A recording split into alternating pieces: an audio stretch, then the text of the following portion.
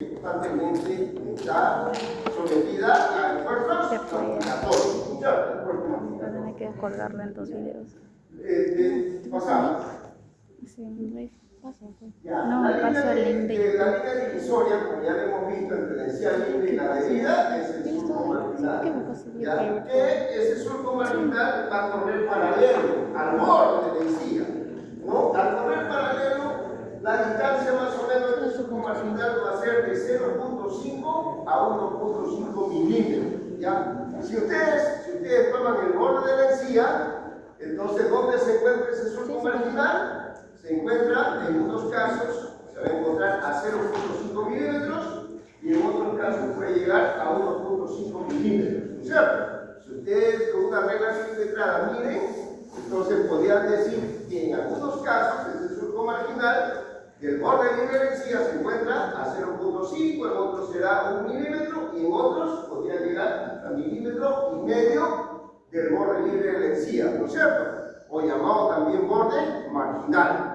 Marginal, ¿de qué viene? De margen, ¿no es cierto? Marginal viene de margen, ya. La morfología del epitelio de la lámina propia demuestra que está adaptada a fuerza de fricción y de presión. Constantemente va a haber, con la masticación, fuerza de fricción y fuerza de presión. Su epitelio, ¿cómo es el epitelio de la encía? ¿Ya? ¿Por qué? Porque yo le había dicho que esta mucosa masticatoria tiene dos partes, ¿no es cierto? Una parte es el epitelio y la otra parte es la lámina propia. Entonces, ¿cómo es el epitelio? El epitelio es pavimentoso, es estratificado, es un epitelio bastante grueso, ¿ya? Pero ese epitelio a su vez, ese epitelio de la faringe o de la encía, es grueso, ya es bastante grueso, pavimentado, estratificado, pero a su vez podría ser, en algunos casos es queratinizado, ya en la mayoría de los casos es paraqueratinizado, en un 75% es paraqueratinizado y en otros casos también podría ser no queratinizado. O sea, nosotros podemos encontrar cualquiera de los tres tipos, ¿cierto? Ya de epitelio. En algunos casos queratinizado, en otros paraqueratinizado y en otros no queratinizado. Ahora, habíamos dicho que el epitelio paraqueratinizado era aquel epitelio grueso, que las células más superficiales, ¿no? ¿Qué van a presentar? Que van a presentar células con núcleos pignóticos y otras áreas que están en vía de queratinización. ¿Qué cosa es la queratina? Son escamas de células muertas, ¿cierto? Entonces, por eso se dice que ese epitelio es paraqueratizado cuando observamos células con núcleos pignóticos y otras áreas que están en vía de queratinización. Entonces, que quede claro que ese epitelio lo podemos encontrar de los tres tipos: queratinizado, queratinizado, con frecuencia paraqueratinizado. O sea, presenta esas características: núcleos pignóticos y áreas en vía de queratinización. Ahora, la lámina propia, ya les he dicho, debajo del epitelio que hay, lámina propia, ¿no es cierto? En caso de la piel, ¿qué cosa hay? Dermis, tejido conectivo. Acá, cuando hablamos de mucosas, nosotros estamos hablando de lámina propia. Ya, la lámina propia, ¿cómo es? Es compacta. ¿Y por qué es compacta? ¿Por qué va a presentar fibras colágenas fuertes, abundantes, gruesas, que pueden insertarse? ¿Dónde? En el hueso alveolar. Porque decía, ¿dónde está? Reposicionada hacia el hueso alveolar, ¿no es cierto? Entonces se encuentran insertadas en el hueso alveolar. En otros casos podría ser al cemento o también puede irse al periódico. Ya saben ustedes que el hueso alveolar siempre externamente va a tener una capa, una membranita que toma el nombre de periódico, externamente.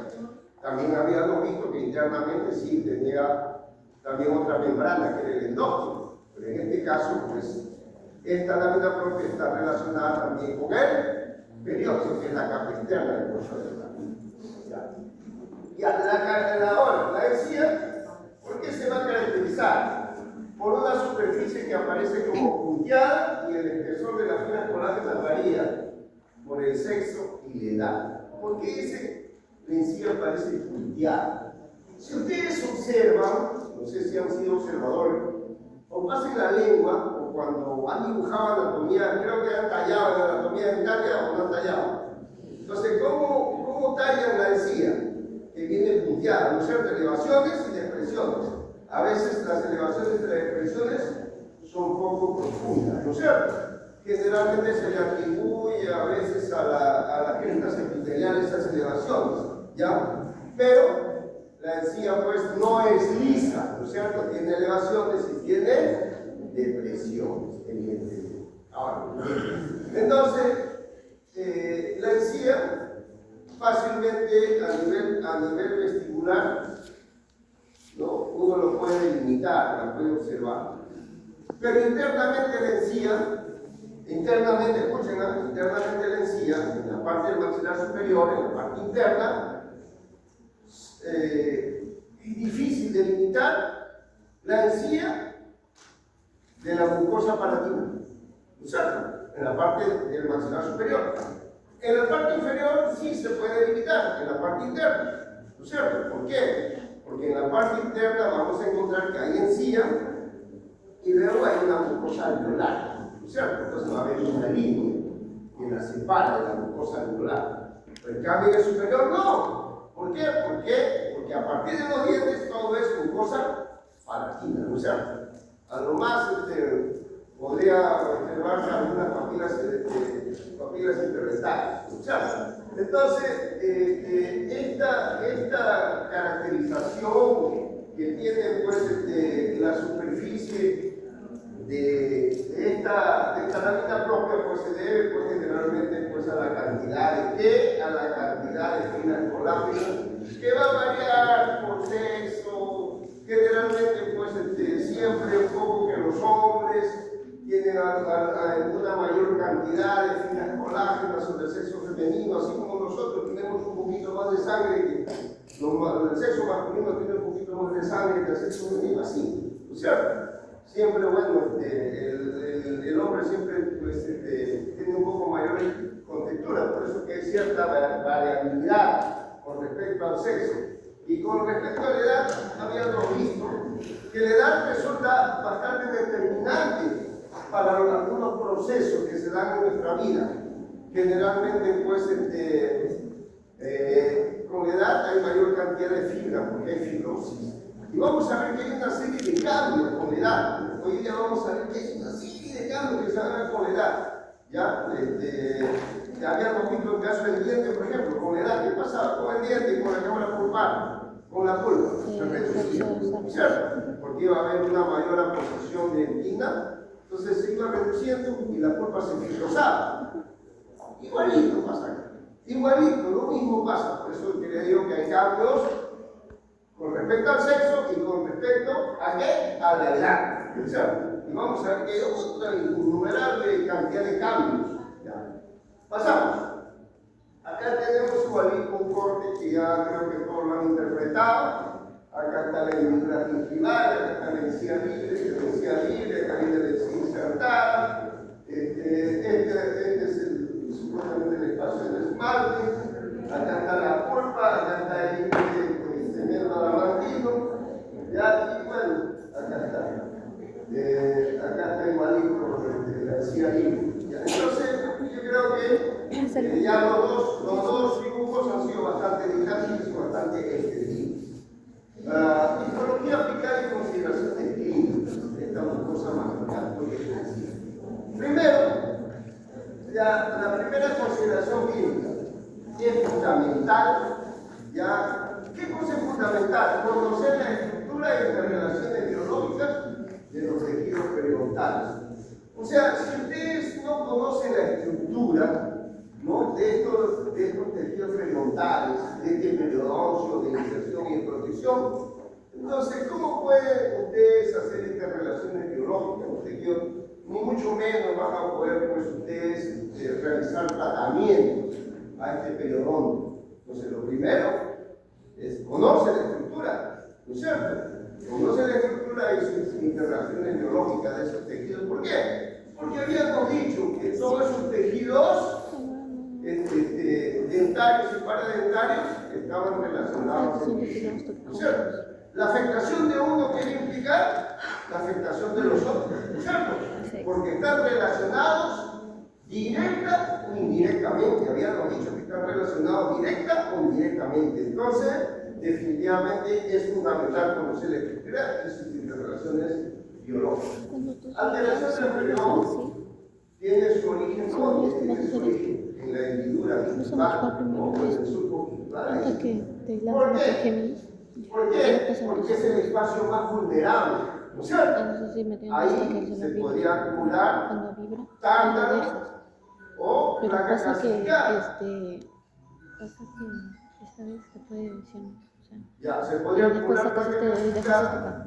Y definitivamente, No lo presiones mucho porque te puede mandar un formato de código y ahí sí no sabría cómo sacarlo. Solamente acá presiona un rato y después sacas este dedo y que pueden ahí. empezar por la gingivitis, pueda terminar ocasionando Yo iba a formatearlo ya, pero dije, si lo reinicio, más ¿qué elevado onda? en el que ya hay destrucción ósea y movilidad dentaria severa, ya, muy severa, que puede terminar con la pérdida de los dientes. Entonces, es importante conocer pues que el origen es la hendidura gingival. Entonces, todos nuestros esfuerzos van hacia dónde? Hacia evitar que haya destrucción. ¿Ya? ¿Y qué cosa hay en el fondo de ese surco, esa hendidura? ¿No es cierto? Adyacente a ese fondo de ese surco, que va a haber, ¿qué va a existir? El epitelio lineal, ¿no es cierto? Ya, el epitelio lineal es importante, pues, mantener ese epitelio lineal. ¿Por qué? Cuando se destruye ese epitelio lineal, ¿por qué? Porque ya hay un grado avanzado de enfermedad mortal, ¿no es cierto? Entonces, eso es importante. Entonces, ¿qué hacemos nosotros los budistas? Tenemos que tratar de preservar, ¿no es cierto? De rehabilitar ese epitelio lineal, ¿no es cierto? A veces tenemos que recurrir a tapados para poder que ese epitelio no pueda reinsertarse, ¿no es cierto? Y pueda normalizarse la situación periodontal. Pero para eso, ¿qué tienes que hacer primariamente? Tienes que eliminar los factores vegetativos locales. ¿Por qué? Porque ya sabemos que los principales causantes de las enfermedades periodontal son los factores vegetativos locales, ¿no es cierto? Entonces, si no eliminamos eso, cualquier cosa que hagamos va a ser mal. Primero, es igualito, para hacer un tratamiento ortodoxo, ¿qué cosa tiene que hacer el dentista? Oye, primero, limpieza.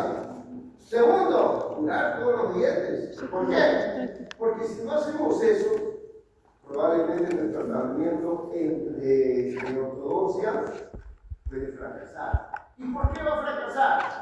Por una simple razón. Los tratamientos de ortodoxia demoran un año y medio. Y cuando están con brackets, ¿cuál es la dificultad? El cepillado. O sea, por lo tanto, por ende, ¿qué puede pasar? Acumulación de placa bacteriana. ¿Y la placa bacteriana qué hace? Que calcifica nuestros dientes y enfría nuestros dientes. De repente, al año y medio hemos perdido uno o dos dientes por cáncer. Entonces, lo primero que hay que hacer, limpieza total, descartaje, profilaxia, fisioterapia para que se quede el cepillado y luego la curación de estos dientes. ¿Por qué? Porque es un periodo largo. Normalmente, ¿qué se recomienda?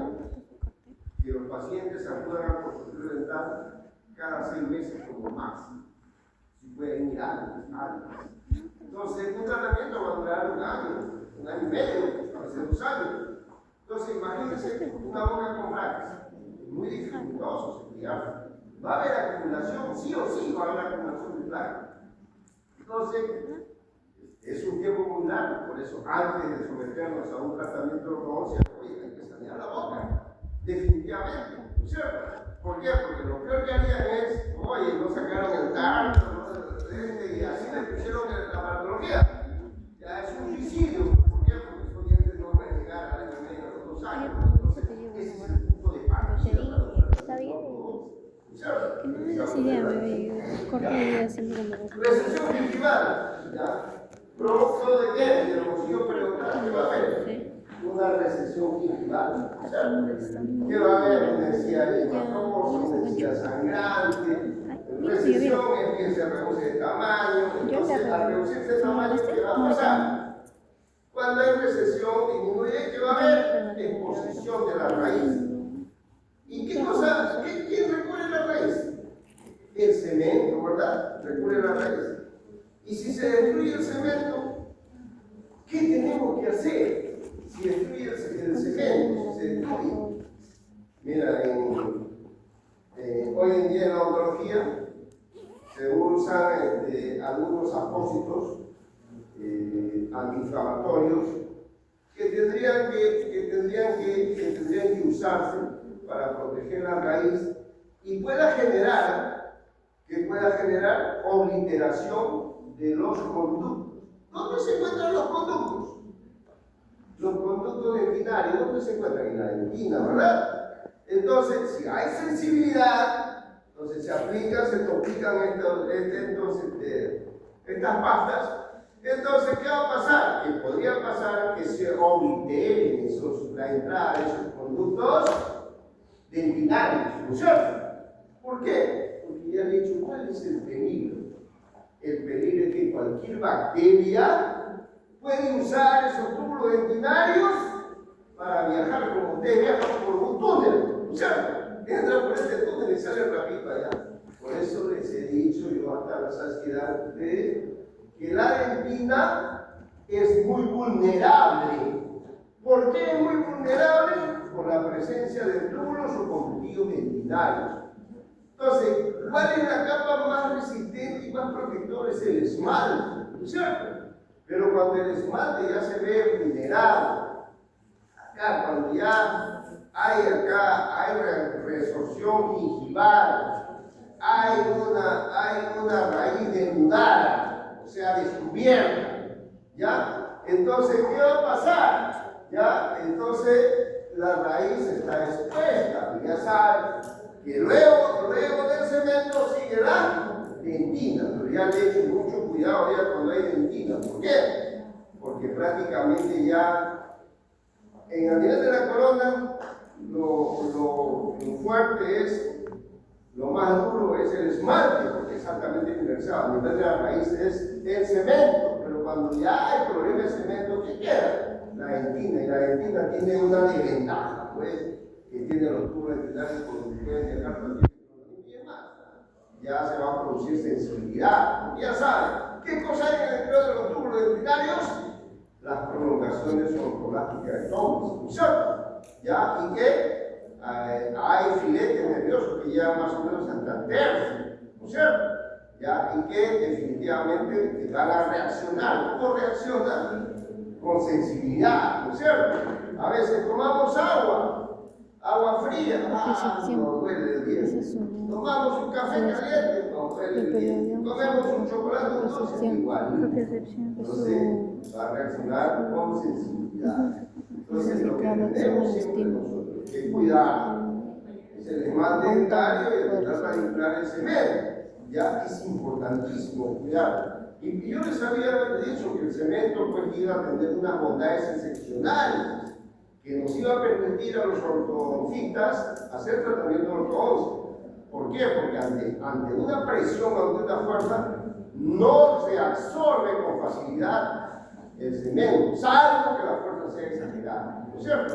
Inclusive tiene capacidad de cierta reparación, ¿no es cierto? Entonces, estos elementos son importantes, por eso que el dentista está obligado a evitar que se produzca la absorción, que se produzca exposición de la raíz. ¿Y cómo se evita? Simplemente eliminando los factores irritativos locales. Hay otros factores que vamos a ver, ¿no? El día de hoy vamos a ver varios factores locales. Ya, en sí hay fuentes de infecciones, causan daños irreversibles. Entonces, la placa bacteriana, ¿sabes por su nombre? Placa bacteriana, porque hay bacterias, ¿cierto? Entonces, definitivamente la placa bacteriana es un vehículo ¿para qué? Para que se produzcan daños irreversibles, ¿cierto? Ese daño podría ser a nivel periodontal, a nivel del periodonto, como ese daño podría ingresar, a veces podría ingresar por el ápice o por los conductos accesorios, ¿no es cierto? Y dañar también la pulpa. Por eso que habíamos hablado que hay pulpitis reversibles hay pulpitis irreversible y hay necrosis pulpar. Necrosis entonces es muerte. Pulpitis irreversible. Irreversible es que ya no hay nada que hacer. Es como decir una muerte pulpar. Cuando la pulpitis irreversible sí se puede tratar. ¿No es cierto? ¿Por qué? Porque con apósitos que protejan la pulpa dentaria se podría crear una dentita secundaria, una dentita reparadora, ¿no es cierto? Entonces, siempre nosotros tenemos que evitar pues, que esta encía te cuesta infecciones, ¿no es cierto? ¿Por qué? Porque la encía se va a tumefactar, se va a edematizar, la encía va a sangrar, va a cambiar de color, en fin, una serie de cosas. ¿Por qué? Por infección, ¿no es cierto? Y esto va a conllevar a daños irreversibles. ¿Qué cosa es un daño irreversible? Pérdida de la pieza dentaria, ¿no es cierto?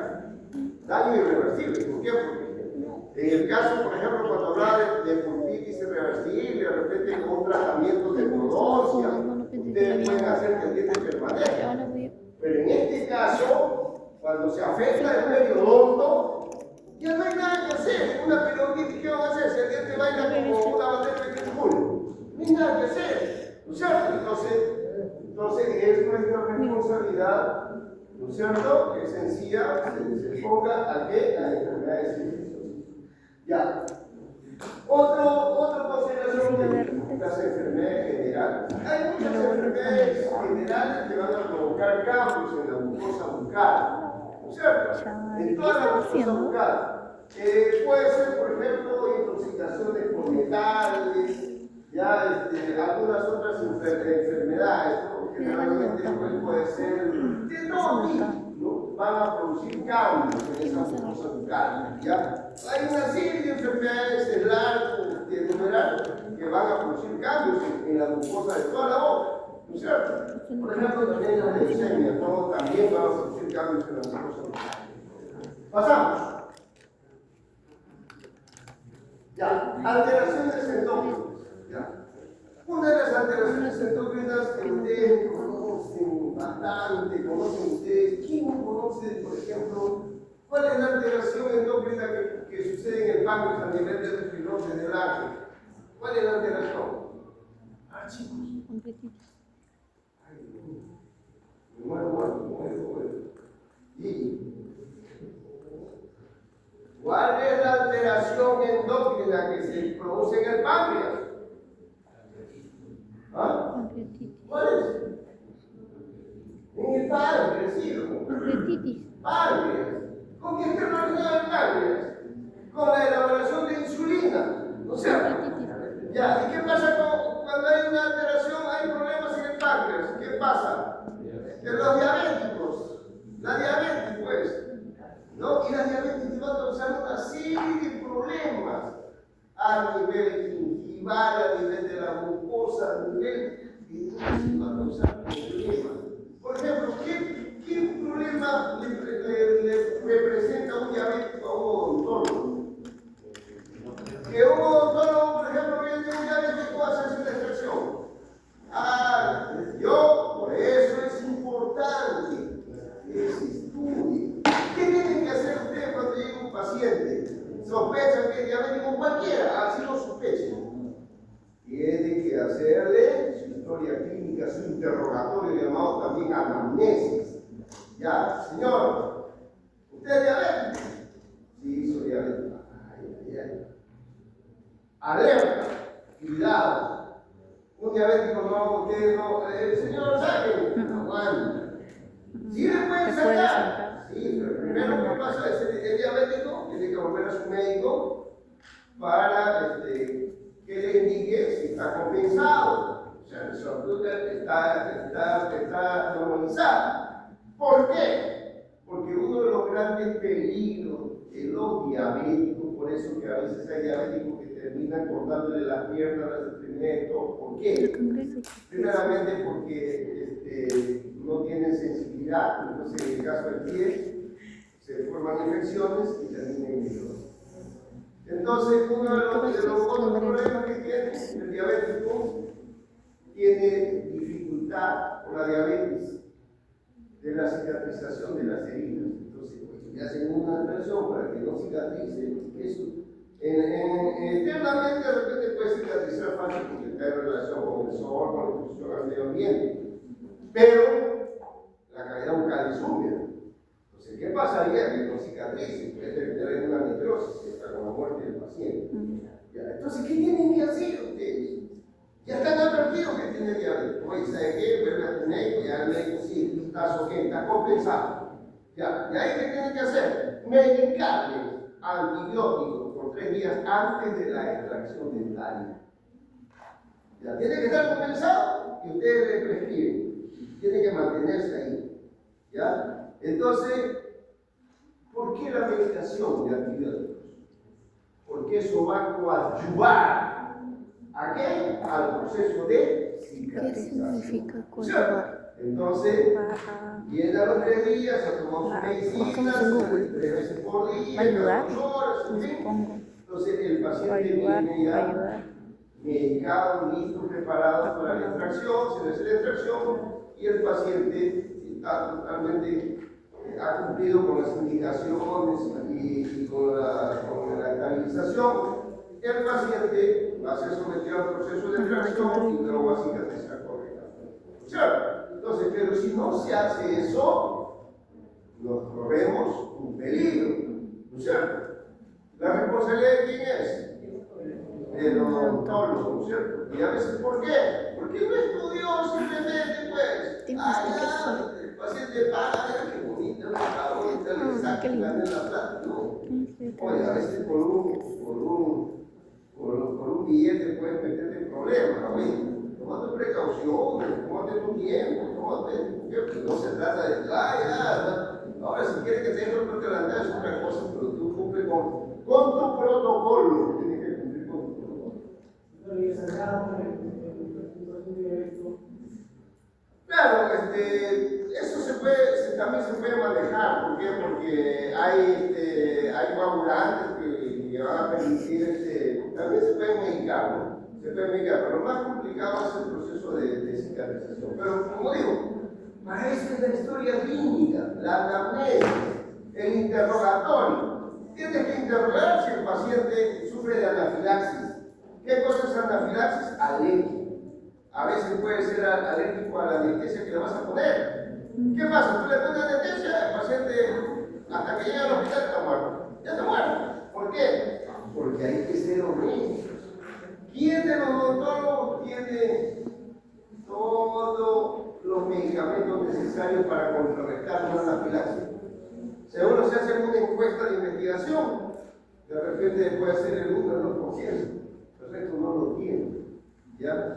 Entonces, hasta que llegues al hospital, ya el paciente está grave, una anafilaxis. Pero si ustedes en el interrogatorio, ustedes al paciente le dicen, por ejemplo, en mi caso yo soy alérgico a la naproxeno. Ya, entonces, yo no puedo tomar naproxeno. Ya, si yo le digo a la letra, sí, la naproxeno, ya no está bueno. Si yo le digo, no, naproxeno no, tanto.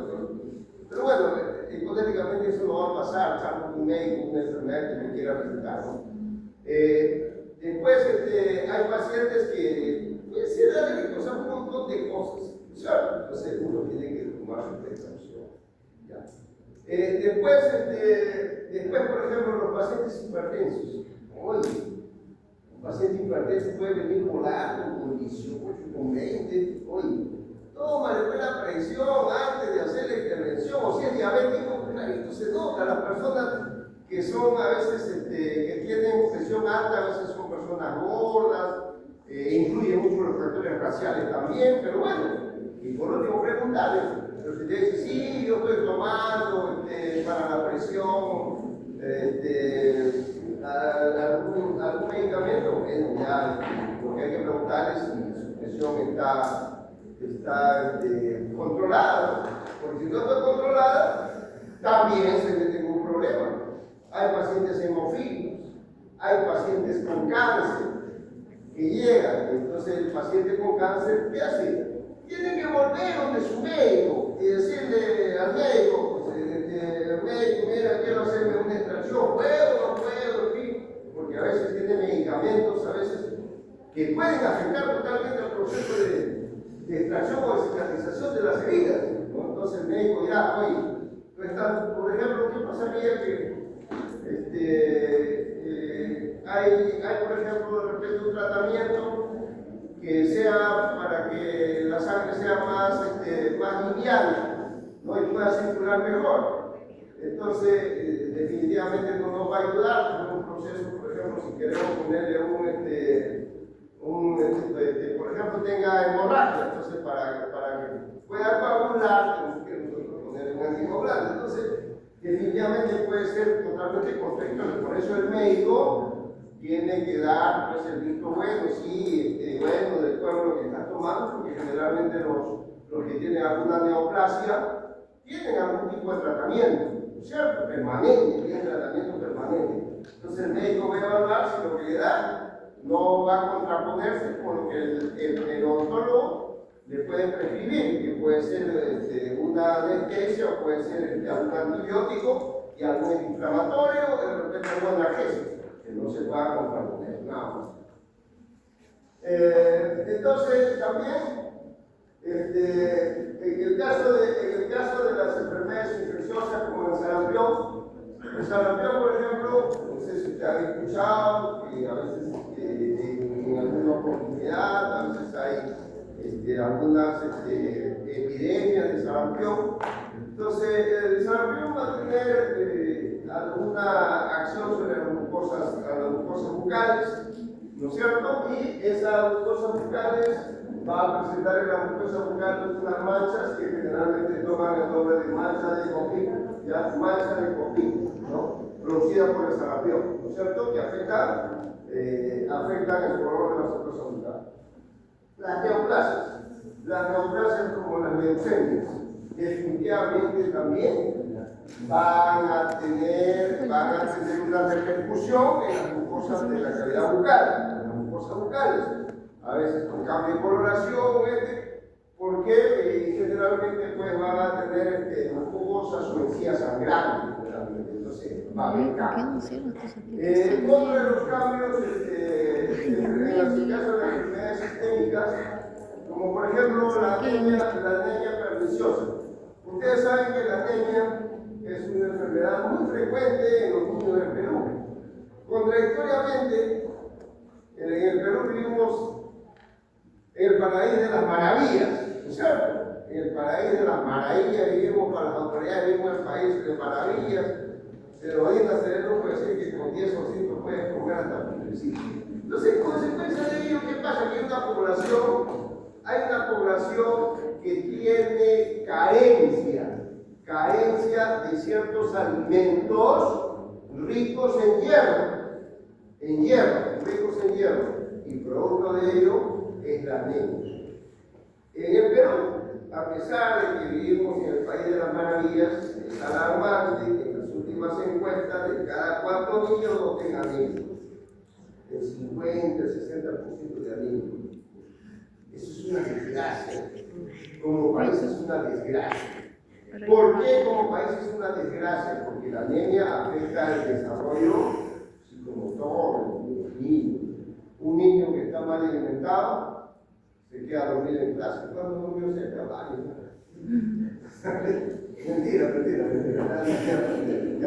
Mentira, es una broma, eso es bien chistoso. Ya, es como cuando le dije que el diente sacaba petróleo. Ya ustedes pusieron sacar petróleo. ¿Qué me dijo el doctor? Ya había petróleo del diente. Bueno, en Corea fue oficial, ¿no? Que eran expresiones un poco cosas. Ya, entonces, ya, definitivamente pues, es un índice bastante alarmante, pues de cada 4 niños que tengan anemia. Cuando esa anemia es fácil de revertir, pero ¿qué pasa? Que tenemos un gobierno que solamente se dedica, han entrado creo a parcelarse el país, y pueden salir llenos de dinero y no se ocupan de los grandes problemas nacionales. Por eso, cuando de acá salga un líder o salgan todos líderes que cambien el estado de las cosas, pero para eso hay que ser honestos simplemente, y también aparte de honestos, se tiene que tener vocación de servir, ¿no? Hay muchos ya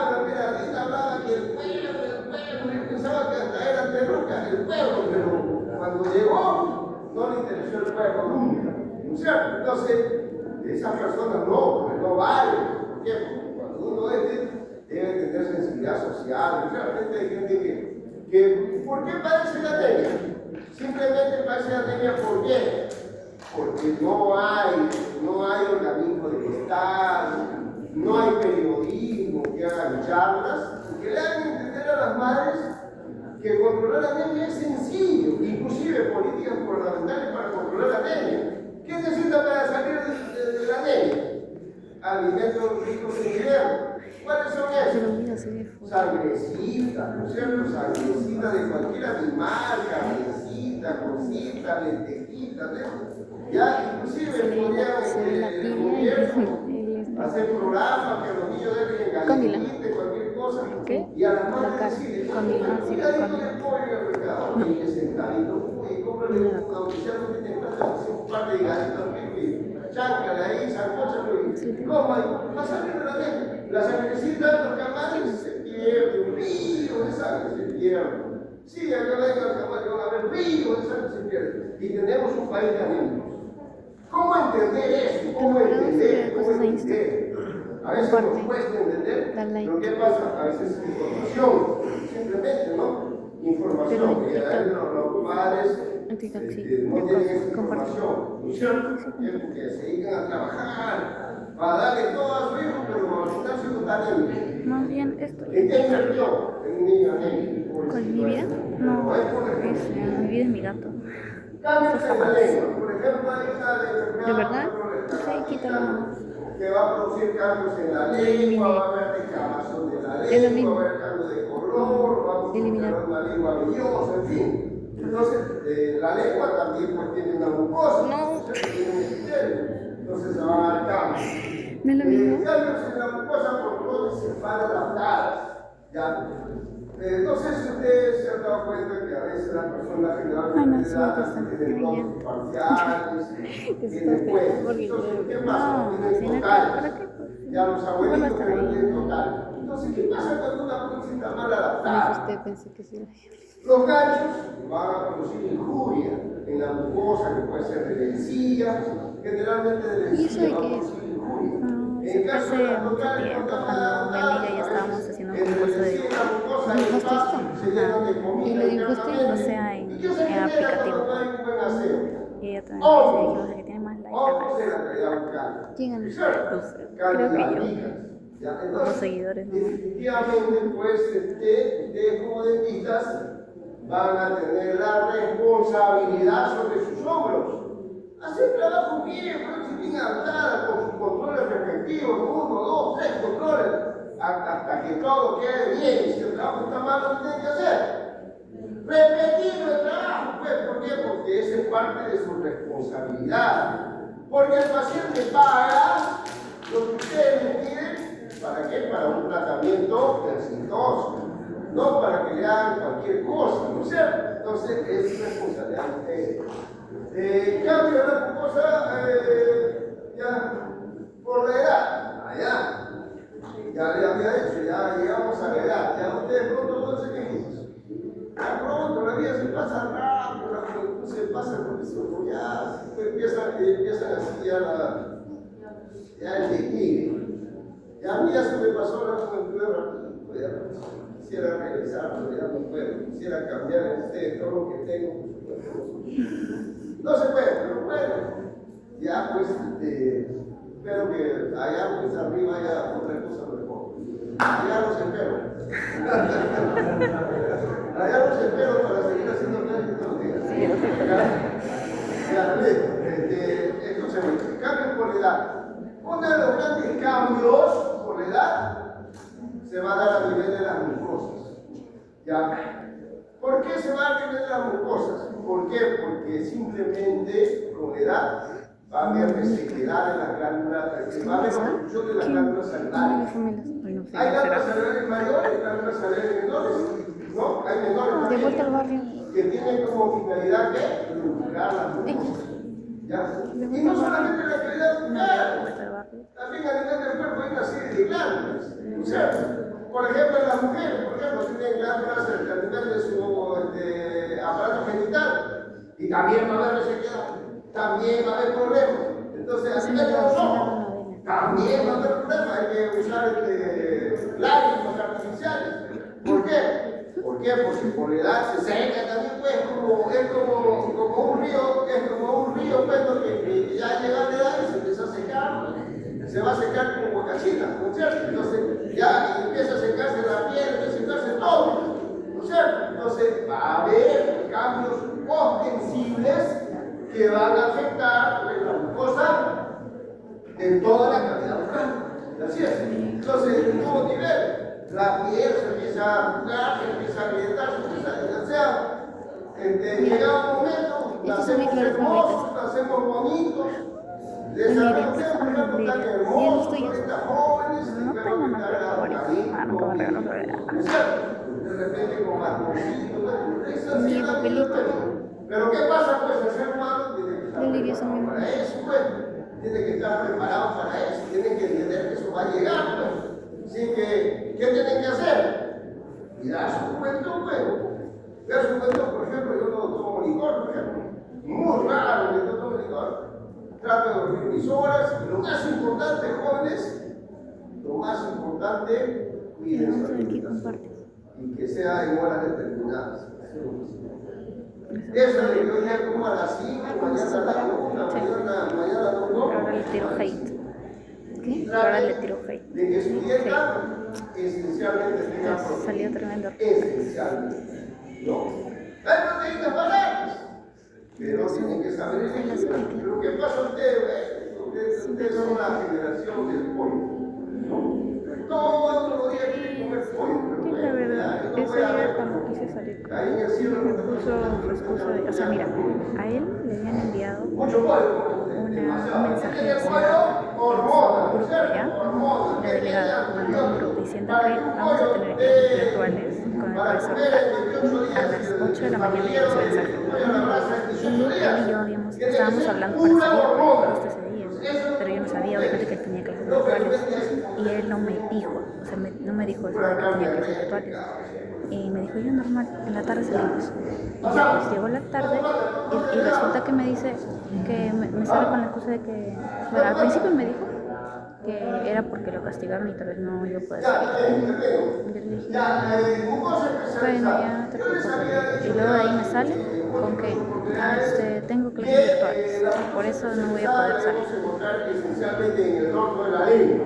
Ahí vamos a encontrar en el dorso de la lengua. No es la cara de calcio, no es la cara dorsal de la lengua. Siempre te deja el como muy bueno. Yo sé cómo que se también les había dicho a ustedes que esa cara dorsal de la lengua iba a estar dividida por un determinado llamado también bilingual, así es una B, que va a dividir la lengua en dos tercios anteriores de la lengua y va a dividir la lengua en un tercio superior, que algunos llaman base, otros llaman raíz, al tercio superior, algunos llaman base y algunos llaman raíz.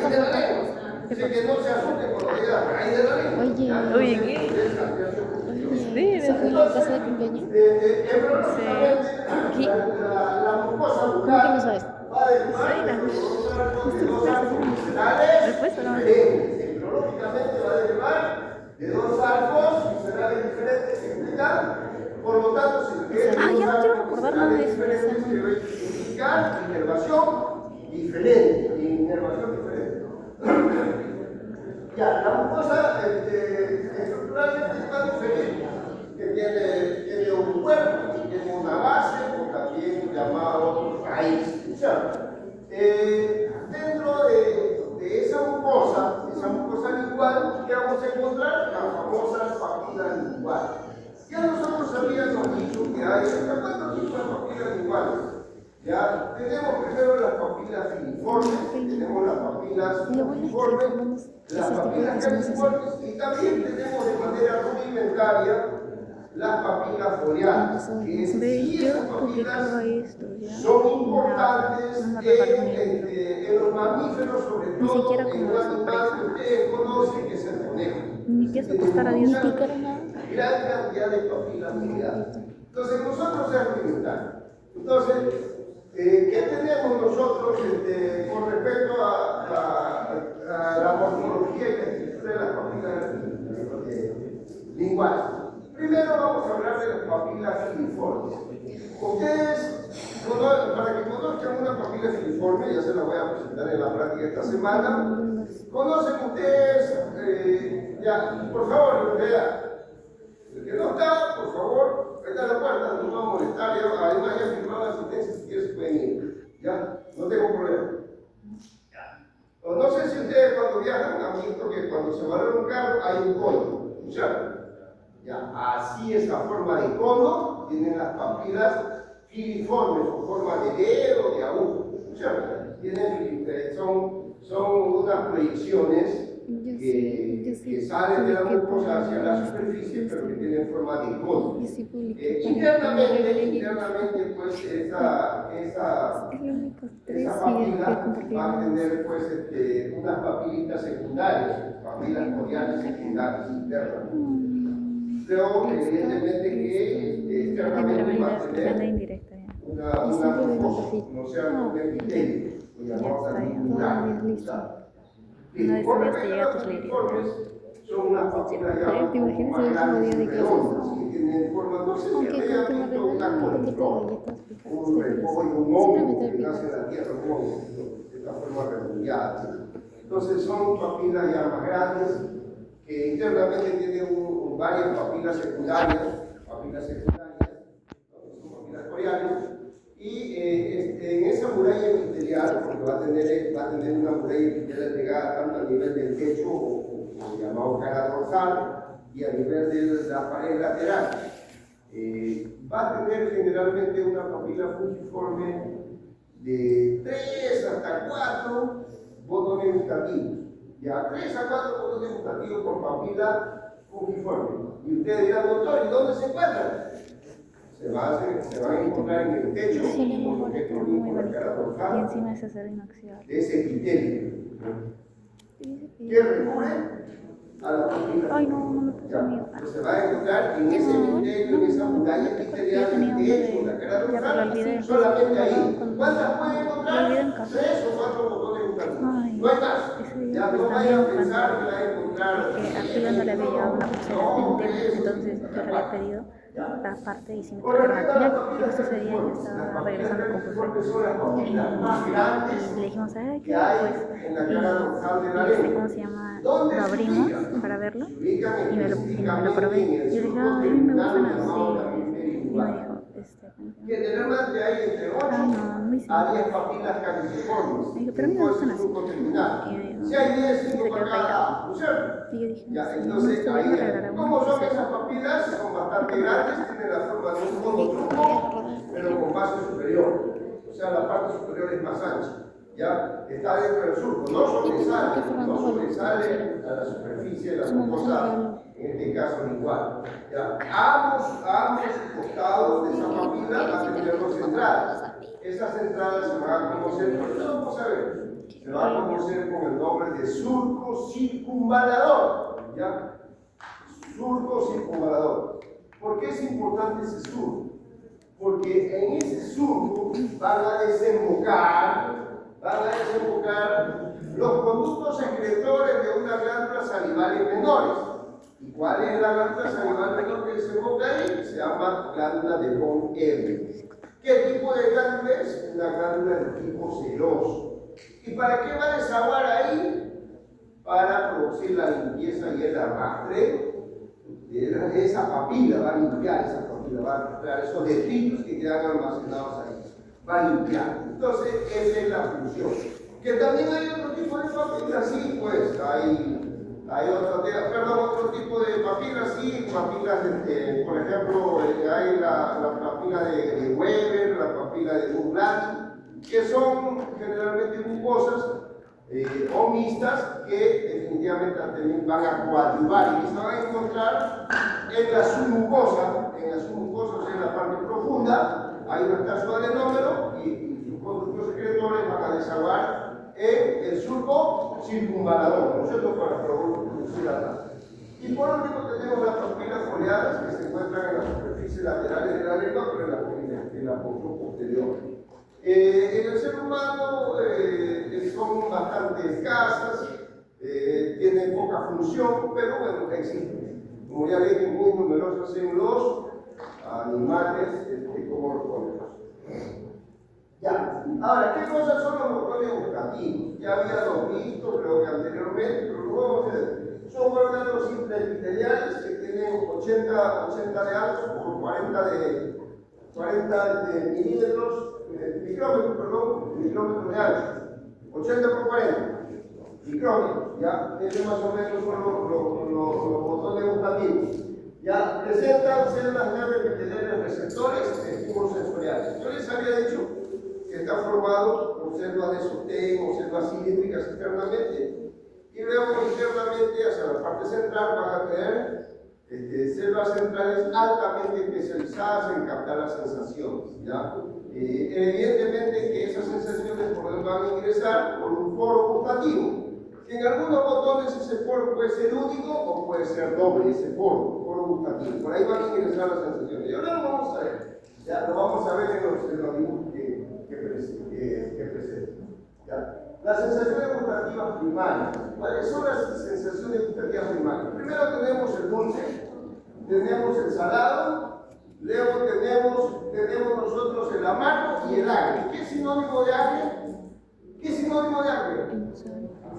Ácido, muy bien, ácido. ¿Ya? Entonces tenemos esos cuatro tipos salada que son regiones de la lengua y del paladar. ¿Ya? Eso es lo que dicen los autores. De repente ustedes dirán, doctor, pero entonces el paladar también tendrá receptores sensoriales para captar esas sensaciones gustativas, ¿no? Es algo un poco complicado, pero bueno, no sé en qué se basarán los autores, pero no, que dice que el paladar también capta sensaciones gustativas. Bien, en cuanto al dulce, el dulce lo vamos a captar nosotros en la puntita de la lengua. O sea, cuando hay un dulcecito ahí, un manjarcito blanco, la puntita dulce lo capta la punta de la lengua. El salado lo va a captar el borde lateral, el borde lateral y el cuerpo de la lengua. Y evidentemente, ¿quién lo va a captar? Son los botones gustativos que presentan papilas. Lo que había obviado. Nosotros hemos distinguido hasta cuatro tipos de botones. Pero lo que tengo que decir es hoy día que no se han encontrado botones gustativos en las papilas filiformes. No hay botones gustativos en las papilas filiformes. ¿Qué nos queda?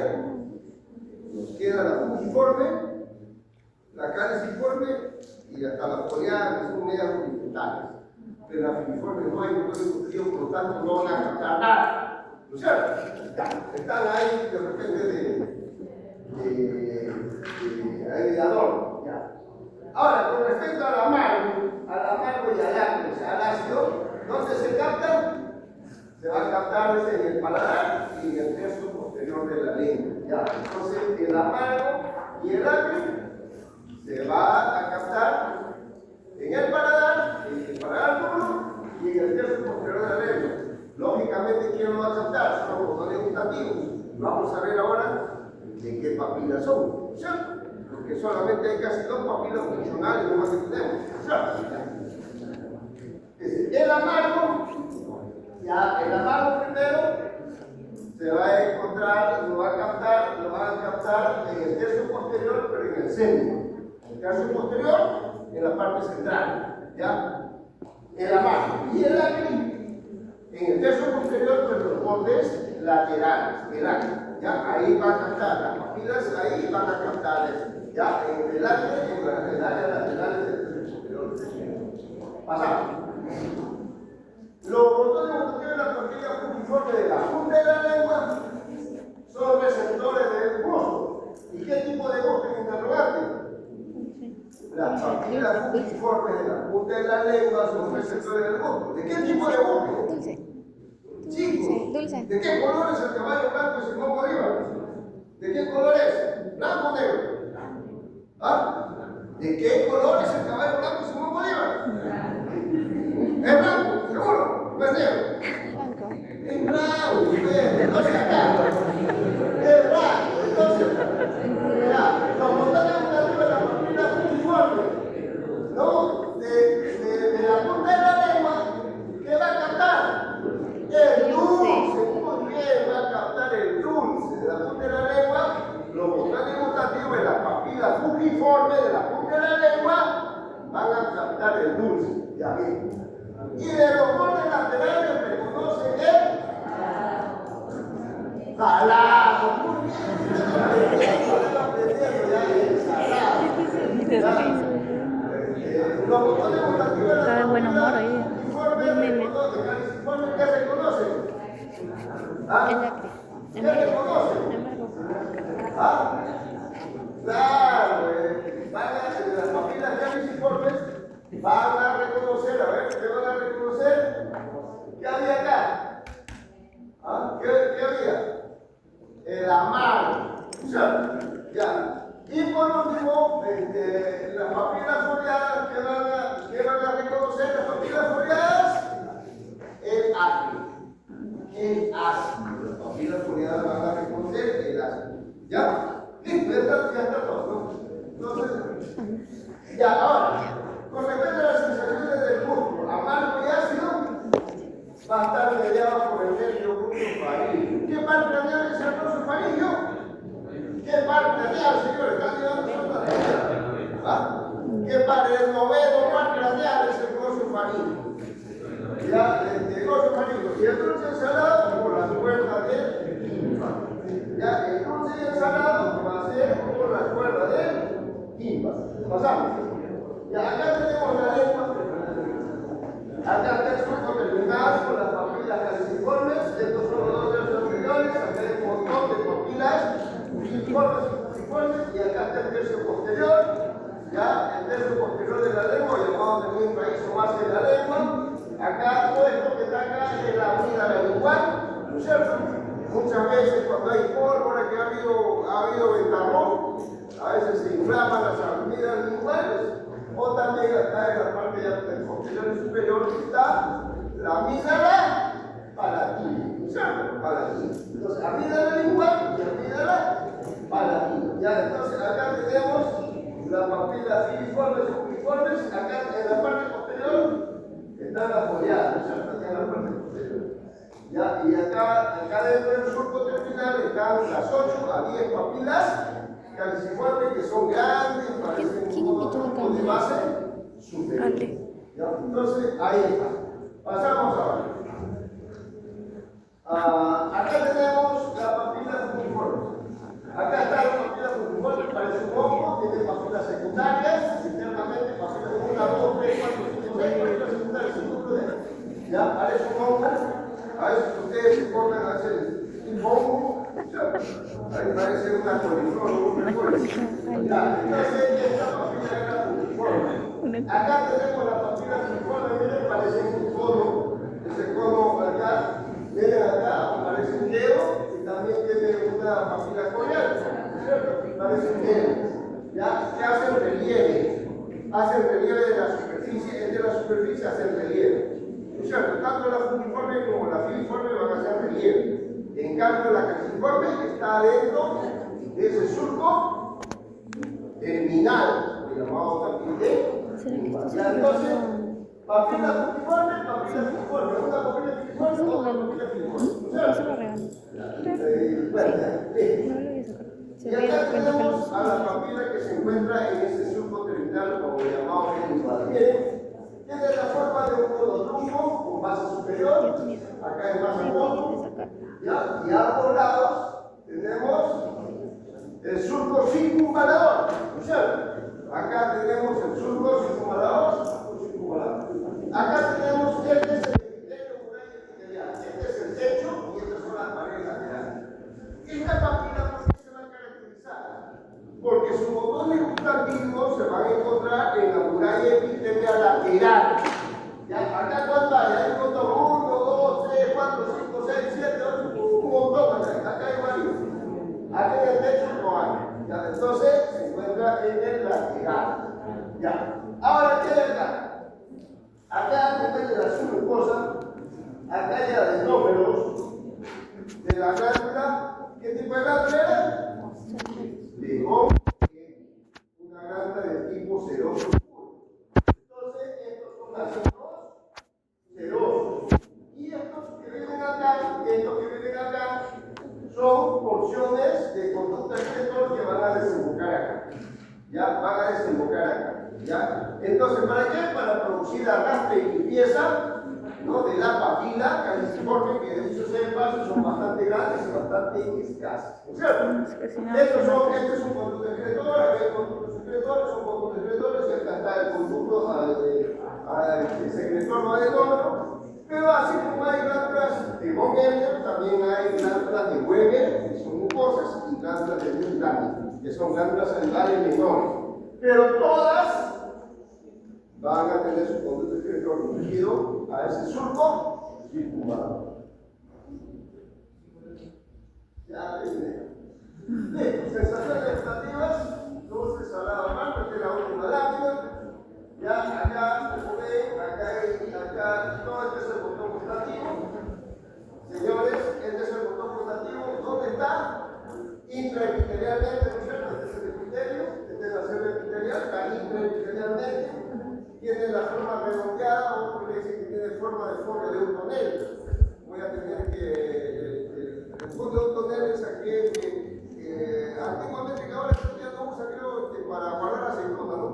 Tonel o guardar pisco, o licores, calcina, no sé. Ya, listo. Entonces, tiene esa forma. ¿Cómo está constituido? Por células cilíndricas y células periféricas, pero que no son las altamente especializadas. Acá estas ya son las células altamente especializadas, acá está su núcleo, acá está la célula, tiene cambio de color inclusive, ¿ya? Entonces son células altamente especializadas en captar la sensación. Ahora, acá en la parte superior está el polo gustativo. En algunos casos ese botón puede tener un polo, en algunas veces no. Bueno, entonces acá llegan las sensaciones, ¿no es cierto? Cuando comemos, nuestro pollito a la grasa, cualquier cosa, nuestra gastroenteritis, acá llegan las sensaciones. Y lógicamente acá están las células centrales o altamente especializadas neurosensoriales. Y que esas sensaciones van a ser llevadas hasta acá. Acá tiene un nervio aferente gustativo, ¿no es cierto? Luego ese nervio lo va a llevar hacia un ganglio sensorial y luego, ¿a dónde va? ¿A dónde va? Luego, ¿a dónde va? ¿Al pie? ¿A dónde va? ¿A dónde va? ¿Al cerebro?